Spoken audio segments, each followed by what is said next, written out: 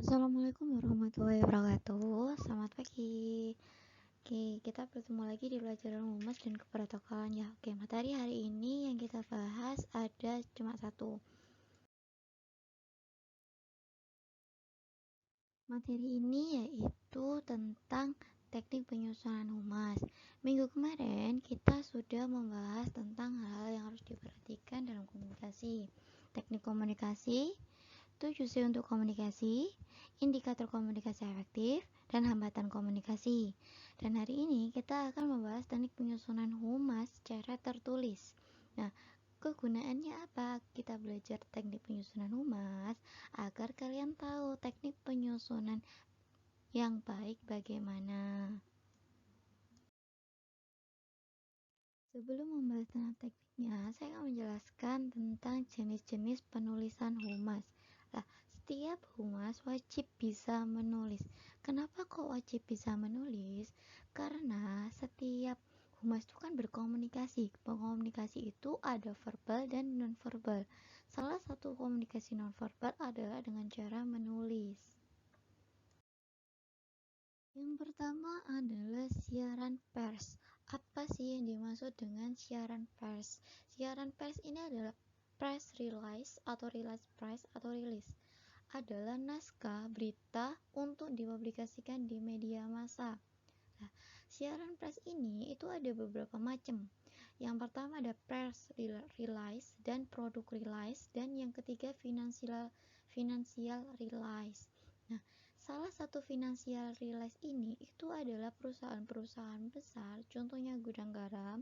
Dia akan mempublish tentang keuangan dia, bagaimana dia, tapi tidak semua bagian keuangan ya, ada memang beberapa, apakah sahamnya turun, apa sahamnya naik, itu guna untuk meningkatkan dari pihak saham. Nah, itu adalah salah satu financial release. Sedangkan untuk press release adalah sebuah naskah yang bertujuan untuk menyebarkan informasi kepada publik melalui media massa. Media massa itu banyak sekali. Salah satunya contoh ada Twitter. Bisa juga Instagram, Facebook. Jadi banyak sekali tentang media massa secara online maupun secara non-online. Nah, salah satu dari press release itu adalah ini, Indosat, atau yang sedang booming kemarin itu adalah surat terbuka dari beberapa produk. Contohnya yang kemarin telah booming adalah surat terbuka dari Eiger. Itu kan lagi booming di Twitter. Itu adalah salah satu press release. Yang kedua adalah surat pembaca. Surat pembaca itu biasa disebut dengan letter or editor. Nah, surat ini mirip dengan siaran pers, terutama dalam hal teknis penulisan dan pengiriman. Yang membedakan adalah dalam hal isi dan tujuannya. Isi dan tujuan surat pembaca biasanya merupakan tanggapan, sanggahan, klarifikasi, atau penggunaan hak jawab dan hak koreksi atas informasi yang dinilai salah dan merugikan di media. Nah, contohnya tadi apa? Contohnya salah satunya adalah surat terbuka yang dibuat oleh Eiger. Nah, itu juga salah satu dari surat pembaca. Jadi, surat pembaca ini berhubungan dengan press release.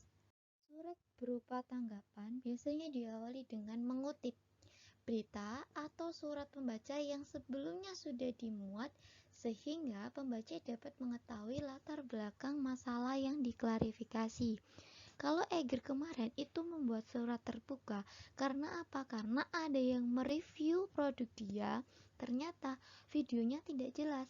Akhirnya dia membuat surat terbuka dengan memberitahukan bahwa kalau membuat produk, belum membuat review, mohon yang jelas. Nah, itu kan sudah ada berita, sudah ada di publik, ternyata dia berkomentar. Nah, itu adalah salah satu dari surat pembaca. Advertorial. Advertorial singkatan dari advertising atau periklan, dan editor bertajuk rencana, opini, atau redaksi. Bentuk tulisannya bisa berupa feature, artikel, editorial, sering disebut juga iklan dalam bentuk pemberitaan atau tulisan panjang. Jadi biasanya berbentuk cerita. Naskah pidato. Naskah pidato atau speech script adalah materi sambutan atau pidato yang akan disampaikan oleh pimpinan, biasanya dalam sebuah acara formal. Karena apa kok humas harus tahu dengan naskah pidato dan kita sebagai sekretaris harus tahu? Terkadang pemimpin itu tidak mau berpikir, jadi dia, "Mbak, tolong buatkan naskah pidato ketika acara seminar ini." Nah, itulah kegunaannya kita bisa menulis dan pelajaran humas penulisan ini. Naskah pidato terdiri dari pembukaan, isi, dan penutup. Dan yang terakhir ini adalah feature. Feature itu apa? Artikel tentang sebuah cerita yang menganalisis berita, menghibur, atau menceritakan manusia, tempat, atau berada di dalam atau di luar berita. Ini adalah salah satu contohnya. Punya bakat kepemimpinan sejak masih kecil. Di sini kan ada beberapa cerita, tapi di sini sebuah berita. Nah, inilah kegunaannya juga humas. Salah satunya adalah membuat berita di pers. Jadi ketika kalian tidak membuat ini di media masakan di koran, ada juga yang di media masakan di Twitter ataupun di Instagram. Dan yang terakhir adalah selebaran atau biasa disebut dengan prospektus. Nah, prospektus ini dibagi menjadi 7. Apa sih selebaran itu? Selebaran adalah produk humas yang dirancang dan dibuat untuk kepentingan publikasi internal dan eksternal. Yang pertama adalah leaflet. Leafletnya apa? Leaflet adalah selebaran satu lembar tidak dilipat. Jadi kalau kalian di jalan dikasih selembaran kredit sepeda, itu ada leaflet. Kedua adalah folder. Folder adalah selebaran yang terdiri dari sejumlah halaman dilipat, dapat dimasukkan ke dalam amplop dan mudah dibawa dalam saku. Ketiga yaitu brosur. Selebaran berbentuk buku kecil, dijepit atau dijahit, biasanya satu halaman kertas yang terlipat 2 atau lebih. Yang kita sering temui yaitu brosur sekolah, itu adalah salah satunya. Keempat adalah poster atau broadsheets. Jenis lain folder tidak dilipat, ukurannya mirip halaman surat kabar. Jadi kalau folder ukurannya kecil, nah kalau poster ukurannya besar, atau biasa kalian sebut bisa juga banner, itu kan lebih baik, lebih besar lah. Itu salah satu contohnya. Dan yang terakhir adalah katalog. Brosur berisi produk, jasa, atau layanan. Jadi ketika katalog itu beri contoh, kalau kalian ke kafe ada beberapa contoh makanan, itu bisa disebut sebagai katalog. Alhamdulillahirrahmanirrahim, pelajaran hari ini sudah selesai dan semoga ilmunya bermanfaat untuk kita semua dan semoga kalian paham. Tugas hari ini adalah membuat makalah tentang teknik penyusunan pesan dan media komunikasi humas. Yang pertama adalah tentang penyusunan pesan yang terdiri dari teknik penyusunan, jenis penulisan humas, pemakaian bahasa dalam pers. Dan materi yang kedua adalah media komunikasi.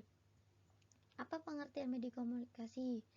Tujuan dan jenis-jenis media humas, dan berikan contohnya untuk yang jenis-jenis media humas. Dan yang terakhir, ini adalah pilihlah jenis penulisan humas, lalu buat contoh jenis penulisan humas tersebut, dan cari media komunikasi yang akan kalian gunakan untuk mempublishnya. Tadi kan ada contoh. Contohnya tadi apa? Tentang surat terbuka. Salah satu dari masuk jenis press release. itu salah satu bisa dipublishkan dengan Twitter, Facebook, ataupun Instagram. Nah, buatlah salah satu dari jenis penulisan tadi. Temanya bebas, terserah kalian, dan tentukan juga bagaimana media apa yang kalian gunakan untuk publish. Terima kasih sudah menonton video ini. Jangan lupa untuk komen kelas, nama arsen, dan nama. Dan semoga ilmunya hari ini bermanfaat untuk kita semua. Wassalamualaikum warahmatullahi wabarakatuh.